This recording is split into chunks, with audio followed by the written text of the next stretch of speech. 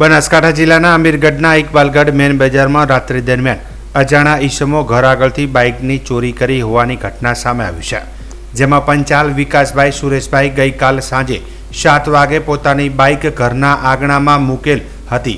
રાત્રિ દરમિયાન બે ઈસમો દ્વારા ઘર આગળથી GJ08 CE 48 તેવી નંબરની શાઇન ડ્રીમ બાઇક બે ઈસમો લઈ ફરાર થઈ ગયા હતા. વહેલી સવારે વિકાસભાઈ ઉઠીને આંગણામાં બાઇક ન જોતા તાત્કાલિક ઇકબાલગઢ પોલીસનો સંપર્ક કર્યો હતો.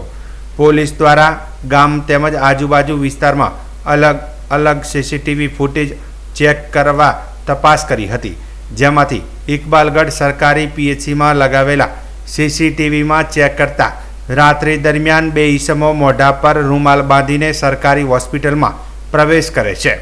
PHCમાં પાર્ક કરેલા બે બાઇકોની ચોરી કરવાના પ્રયત્નો કરે છે. જોકે બંને બાઇકો ચાલુ ન થતાં બંને ચોરો ત્યાંથી જતા રહે છે.